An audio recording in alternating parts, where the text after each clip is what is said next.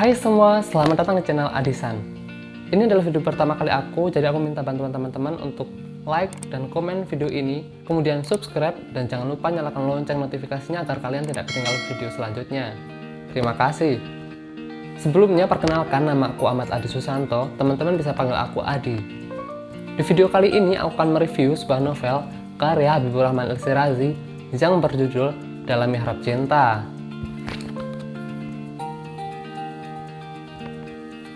Sebelumnya, siapa sih yang tidak kenal dengan Habibur Rahman El-Shirazi atau yang akrab dipanggil dengan nama Kang Abik?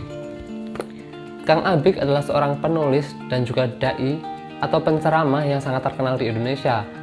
Beliau juga seorang pengasuh pondok pesantren. Buat teman-teman yang sudah lama terjun di dunia literasi, pastinya tahu dong siapa Kang Abik. Semua karya beliau tidak bisa diragukan lagi seberapa bagus, bukan? Salah satunya adalah Dalam Mihrab Cinta ini. Banyak karya beliau yang sudah difilmkan atau dibuat sinetron. Di antaranya ada Ayat-Ayat Cinta 1 dan 2, Ketika Cinta Bertasbih 1 dan 2, dan masih banyak lainnya. Itu adalah sekilas tentang Kang Abik. Selanjutnya mari kita langsung menuju review novel Dalam Mihrab Cinta. Novel ini sendiri diterbitkan oleh Republika dengan tebal sekitar 290 dan di dalamnya terdapat 3 judul novelet. Kita mulai review dari sampulnya. Tampak depan ada ilustrasi kota seperti di Turki, karena di sini seperti Masjid Hagia Sophia. Nah, di paling atas itu ada nama beliau Habibur Rahman El-Shirazi dan judulnya Dalam Mihrab Cinta.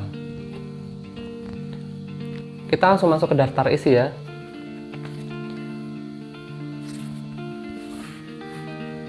Di daftar isi terdapat 3 judul novelet. Yang pertama ada Takbir Cinta Zahrana yang terdiri dari 5 bab. Yang kedua ada Dalam Mihrab Cinta yang terdiri dari 4 bab. Dan yang terakhir ada Mahkota Cinta yang terdiri dari 12 bab.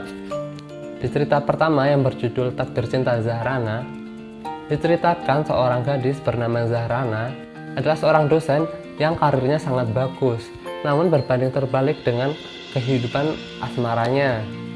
Di usianya yang sudah 34 tahun, Zahrana belum juga menikah. Konflik yang akan dihadapi oleh Zahrana adalah perjuangannya menemukan jodoh. Di usianya yang sudah 34, membuat Zahrana digunjing oleh banyak orang sebagai perawan tua. Orang tuanya pun sangat sedih dengan keadaan Zahrana. Walaupun sudah menginjak umur 34, Zahrana tidak mau asal-asalan memilih jodoh. Konflik pertama dalam cerita terjadi saat seorang dekan di fakultas tempatnya mengajar melamarnya, yaitu Pak Sukarman. Namun Zahrana tahu siapa Pak Karman dan seperti apa watak Pak Karman. Dengan berbagai pertimbangan, Zahrana menolak lamaran dari Pak Karman. Dan penolakan itu berujung dengan marahnya Pak Karman.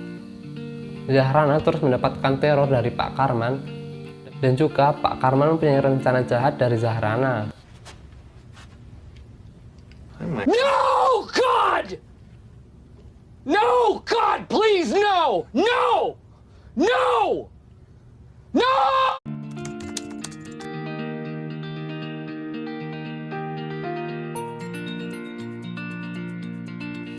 Namun sebelum Pak Karman menjalankan rencananya, Zahrana sudah tahu apa yang akan dilakukan Pak Karman.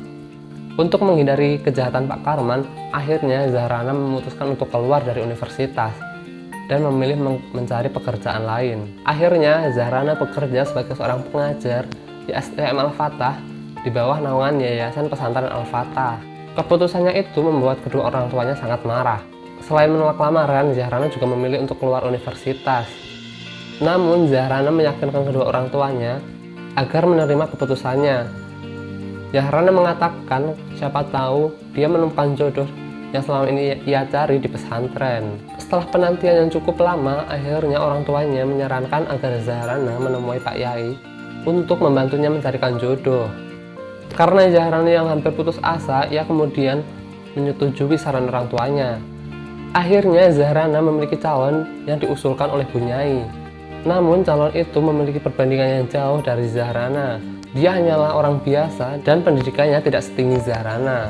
Namun kata Bunyai, pemuda itu memiliki iman yang bagus dan juga akhlak yang baik, dan itu yang menjadi pertimbangan Zahrana. Akhirnya Zahrana pun menyetujuinya. Setelah perkenalan, akhirnya mereka memutuskan untuk menikah. Dan konflik kembali terjadi. Di malam sebelum acara pernikahan mereka, calon suami Zahrana meninggal tertabrak kereta api. Tentunya siapa saja yang ada di posisi Zahrana pasti akan sangat terpukul.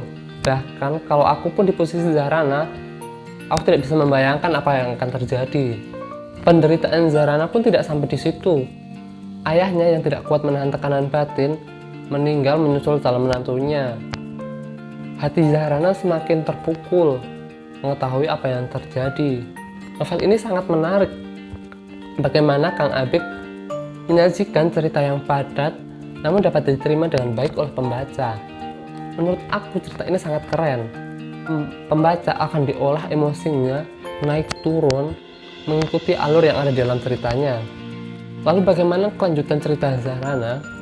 Kalian harus baca sendiri karena kalau semakin aku teruskan akan merusak saat nanti kalian membaca sendiri.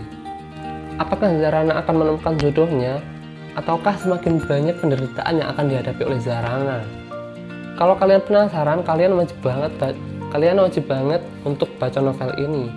Ending dari cerita ini pun sangat tidak bisa ditebak. Bagaimana Kang Abik menuntaskan perjuangan Zahrana dan mengakhiri penderitaannya.